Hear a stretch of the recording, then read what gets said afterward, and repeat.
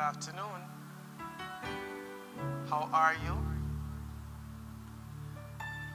It's good to see you. Thanks again for joining us for another Noonday Inspiration here at the Universal Center of Truth and Better Living. If you're a fan of Star Wars, may the 4th be with you. Thank you so much for joining us. We are taking some time out, as we do every day, to just know the truth and remind ourselves of who we are. Demoy, good to see you. Belated birthday greetings wherever you are in the world. I trust you had a great time. Thanks for your continued support and love. Remember to check in when you're here so that we can talk and share with each other about this experience. Patricia Gordon, it's good to see you. Bless you. Thank you so much for your support of UC Truth. Reverend Phyllis, good to see you. Happy belated birthday as well. Lots of May people on today. We are sending you all the love and blessings as you start another year on the journey. Dawn, good to see you from Canada. It's great to see you. Today we are talking about waiting on the Lord, and all of us, know about waiting and how sometimes impatient we get. In fact, it is said that, with some of these generations, there's the millennial generation and there's Gen Z. And some people are in the microwave era. The microwave era, you put it in right away when it comes right out. And so, you don't really want to wait on it. You can't bother with the long processes of, the slow cooking. What we used to have to go through and deal with. But there's a time, as we learn, and as we have all come to learn, that we have to wait. In everything, there's a time that we have to wait. There's a period of gestation, it is called in spirit, where we have to allow the things to happen, where we can't force everything. We can't, when we plant the seed, we can't force the mango to show up right away in any way. And so Odell, good from Chicago, good to see you. And so today we're talking about waiting, and not just waiting, but waiting on the Lord. That's so crucial. We're in the month of May. It's a new month. Each month, we associate it with one of our spiritual faculties, because we have 12 spiritual faculties, as did Jesus with its 12 disciples. And each of those spiritual faculties is associated with a color and also associated with a disciple. So this month the color is purple, the disciple is Philip, the spiritual faculty is power, and its physical location or representation in the body is the throat or the root of the tongue. So if you're ever having any issues around the throat, around your voice being going or being sore or whatever, you know that there's an issue of power that's usually happening, something that you perhaps have to say that you've held back on, some feeling of loss of power somewhere in your life, world and affairs. And so it's important that you just spend some time being still to identify where in my life there's a loss of power. Where do I feel like I'm not saying or expressing or free to share what I need to share? Joyce, it's good to see you. And so this month we're working with our faculty of power, right?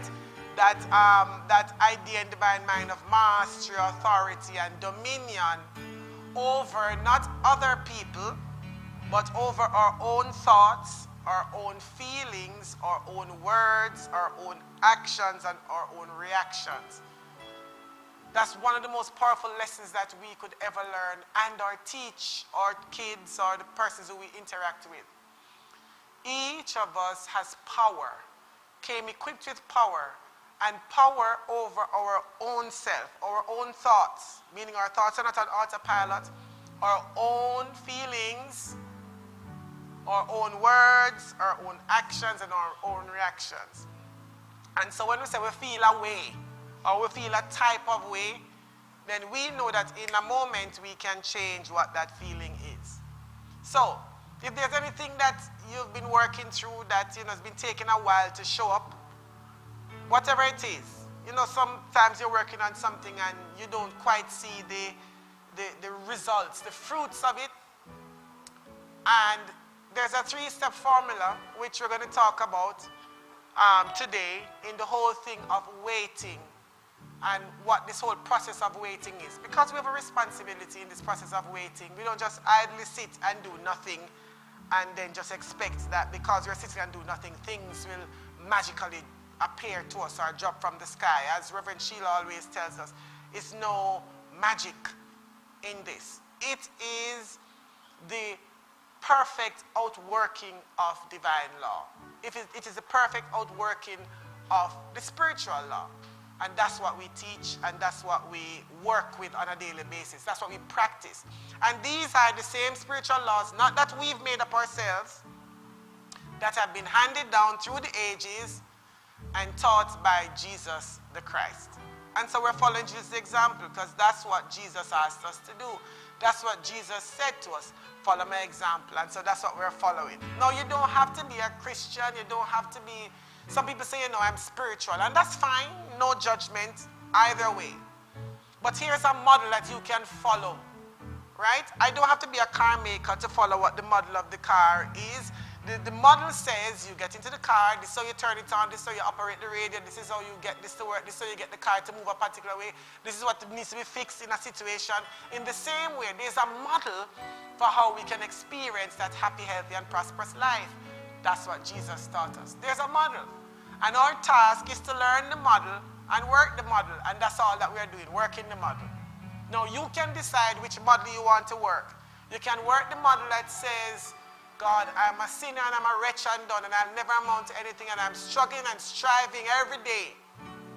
Or you can work the model that Jesus says, come on, these things that I have done, you can do too and greater. And you can say, okay, Jesus, how did you do these things? Let me look and learn the lessons within all of these stories that you have told and all these experiences so that I can experience my good now. As the scripture says, I wait on the Lord. Tremaine Hawkins has a beautiful song that says, what shall I do? What steps should I take? What moves should I make? Oh Lord, what shall I do? Come on, team. What shall I do?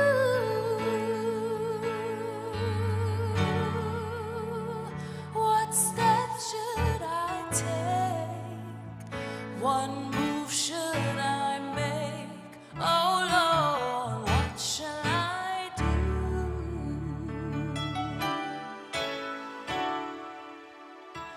I know you come through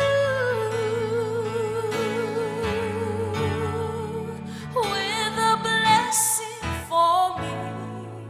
Please, Lord, set my soul free. Oh Lord, I'll know you come through.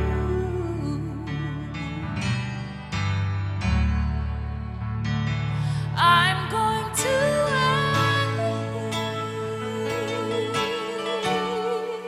wait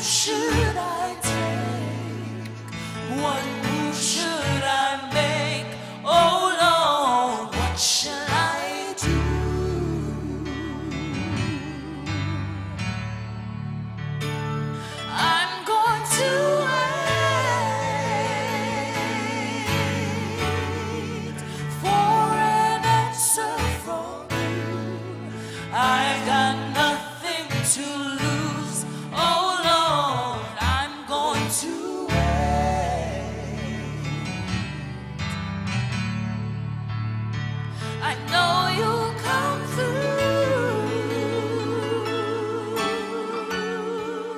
with a blessing for me.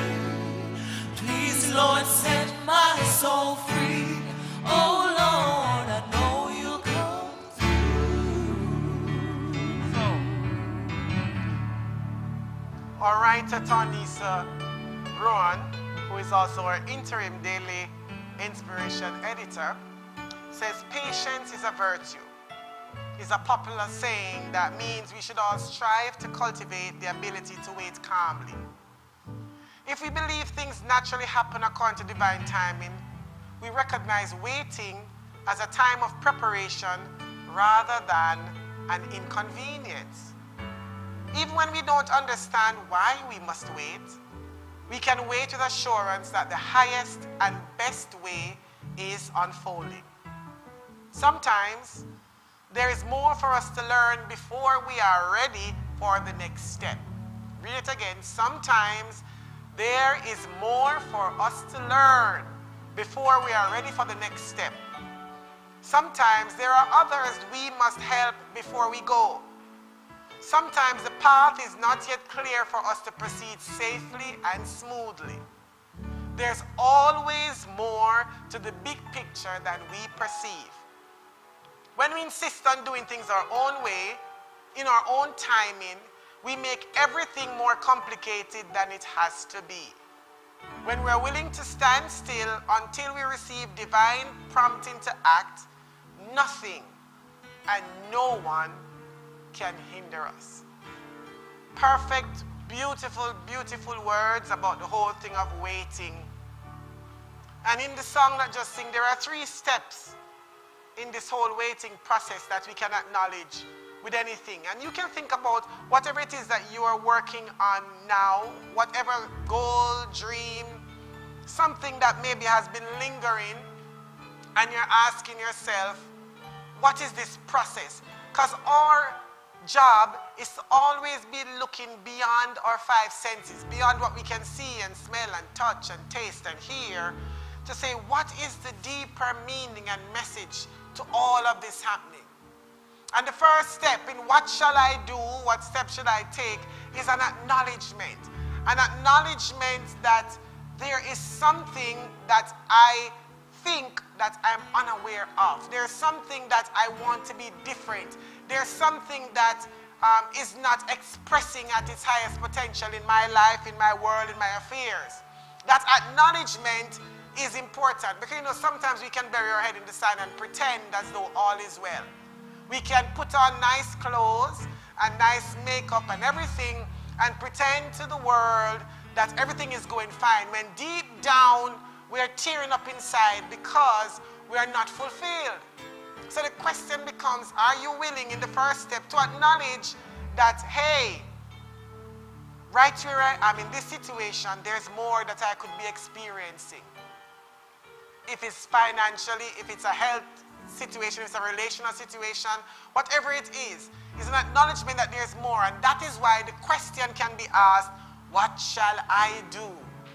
What steps should I take and what moves should I make? That willingness to ask the question. You know, sometimes in school, growing up, you're in the class and the teacher says something and you don't understand. But you are too ashamed, you are too afraid to put up your hand and say, no, I don't understand, miss. Tell me again. Because you're afraid that you're possibly going to look stupid, people are going to judge you, all that kind of stuff. That same thing is translated into our life now, even as adults. We're afraid to acknowledge and say, I do not know. I do not know. Ask the question, what shall I do? How should this thing happen? Because it's in the asking of the question that the answers that are within you can come forth, that you can now be attuned to the direction that you must take because you're willing to ask the question. So what shall I do must be your question. Your first question. What shall I do?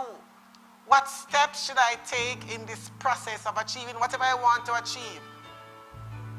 What moves should I make? The second step is a step of surrender. So after you've been willing to acknowledge, which is the first step, that there is something else I need to know, then you have to be willing to surrender to the process. That's the stillness part. That's the part where you keep quiet and listen for the answer because you've asked. So I'm going to wait for an answer. I'm not going to run and call every single Jack man I know or Jack woman for that matter and ask them what they think unless I am guided by my inner voice, the spirit within me to do that. I'm going to wait for an answer from you. I've got nothing to lose. So I'm going to wait. I'm going to wait. That's surrender. Sometimes it's hard to surrender because you want to be doing something. We're always liking to be active. We're in this era where we have short attention span, especially now with the internet and stuff. And so we always want to be active doing things. And we're unwilling to be still and to surrender so that whatever needs to be revealed to us can be revealed to us in the stillness of our soul. Especially those of you on IG will know what that is. I will understand what that is because you have stories, you have reels, you have things that are just happening in every second. I mean, right now there are a million things happening that could get your attention if you're scrolling through. But that willingness, after you've acknowledged the first step, to surrender and say, I'm going to wait on an answer. And I'm not going to move until I get the answer. I'm not going to just jump off on my own accord because the writer tells us when we jump off on our own accord, what we do is we make the process more complicated. We make the process not smooth, not easy, and not successful, and that is what it's supposed to be. Nothing is supposed to be hard. Nothing is supposed to be hard. It's supposed to be smooth, easy, and successful. It's smooth, easy, and successful. Things line up, and that's when you know you're in the flow. And the third thing is you've acknowledged, you surrendered, and now you must trust. You must exercise your faith. I know you'll come through. I know you'll come through with a blessing. I know you'll come through with a blessing for me. Please, Lord, set my soul free. Oh, Lord, I know you'll come through. Let's say this. No one else can calm my fear. God alone can wipe away my fears. Glory to the mighty King. In Jesus Christ I have everything. What shall I do? What shall I do? Oh, and I question what step should I make? Oh Lord, what shall I do? I'm going to wait. I'm going to wait for an answer from you. I'm gonna wait for an answer. I'm gonna wait. I'm going to wait. I'm gonna wait. Say, I know you come through. Come on. I know you come through. I know you come through. Yeah, yeah. With a blessing for me. Please, Lord, set my soul free. Oh Lord, I know you come through. I'm gonna wait. I'm gonna wait.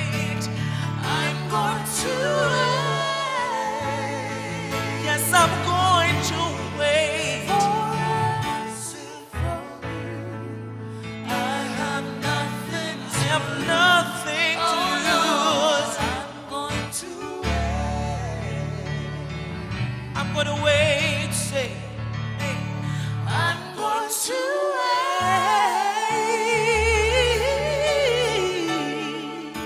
I know you come through.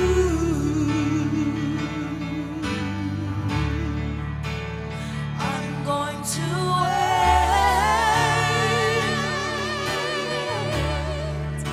I know you come through.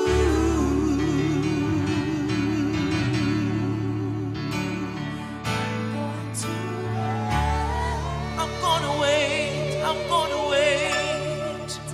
I know you come through.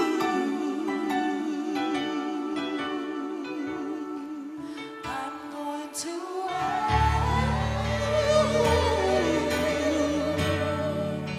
I know you come through.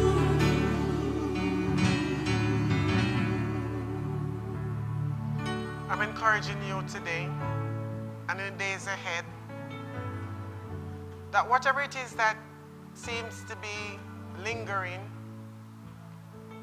that seems to be taking a while to manifest, to show up, to heal, to appear, to be resolved,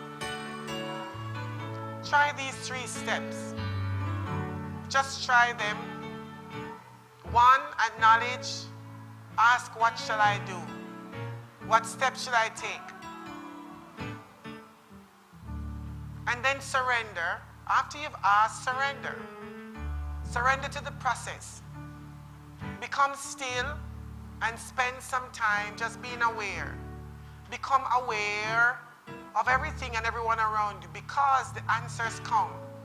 And they come in different ways. It may be a sign you see passing on the road. It may be somebody calling you to say something. It may be a song that you hear on the radio. It may come through whatever channel that you are most open and receptive to, but the answer always comes. And as you're waiting, the 3rd step, you exercise your faith muscles and trust and know that the answer always comes through. Always. Always comes through. And because the answer always comes through, it is your responsibility to listen so you can catch that answer. And if you haven't become open to the answer, maybe you should spend some more time listening more intensely. Or you can say, as did the prophet in the Bible, make it plain. Make it plain. Because as you wait, you'll mount up with wings. You'll mount up with wings as you're waiting. You're developing your strength. You're developing your muscles. That's why the song says, they that wait upon the Lord, they renew their strength. They'll mount up. They get wings. Come on. They that wait upon the Lord shall renew their strength. They shall mount up with wings like an eagle. They shall run and not be weary. They shall walk and not faint. Teach me, Lord. Teach me, Lord, how to wait. Now, I particularly love the 2nd line, the 2nd paragraph in the writing for today. And I don't want you to miss it. I don't want you to miss it at all. It says, when things don't happen, or when things seem delayed, sometimes there's more for us to learn before we are ready for the next step. So you have to become conscious. What am I to learn? Because remember, the universe is orderly. What am I to learn before I get to the next step? If you're looking at manifesting a car or a house or whatever it is, there are steps in the process. And sometimes if you go ahead of that process, then that you're not ready for, then when you get the car, then sometimes you're not able to keep the car in a way because you have not allowed yourself to develop and learn what you need to learn in consciousness to hold and maintain whatever it is. It says sometimes there are others we must help before we go. So there's something for us to do. Sometimes the path is not yet clear for us to proceed safely and smoothly. There's always a bigger picture at play, which is the message there. So don't think that your waiting is a denial. It's not a denial. Your delay is not a denial. It's a preparation. It's a preparation. And while you're waiting, you're growing stronger and building muscles that you'll mount up on wings as an eagle, and you'll be ready for whatever it is that comes. You'll be ready to manage it and to handle it in the best way possible. So, as you go forth this week, remember, acknowledge that of yourself you do nothing. So be willing to ask the power and presence within you for the answers. What shall I do? What steps should I take? Then after you've asked, surrender. Become still, listen for the answers. And as you wait, allow your faith to mount up and know that the answers are always provided and that all things are always working together for your highest good. And the highest good not just for you but for all concerned. Luke 24:49 says, stay here in the city until you have been clothed with power from on high. As our scripture supporting. Until you have been clothed with power from on high. Not something dropping from the sky, but until you have developed all of your spiritual faculties or whatever faculties necessary from on high, meaning a higher realm of thinking, a higher space of being. Stay in that place until you have been filled, and then you step out in faith. That's what you're being called to do. In this consciousness, I pray that each of us now moving forward learn how to wait on the power and presence of God, how to acknowledge, how to surrender, and how to trust that things are always working together for our good. The light of God is surrounding us, the love of God is enfolding us, the power of God is protecting us, and the presence of God is watching over us. Wherever we are, things are always working together for good. All is well. Thank you, God, that this is so, and so it is. Have a blessed Wednesday and rest of the week as your dreams continue to come through and to come true. Blessings. Teach me, Lord, how to wait.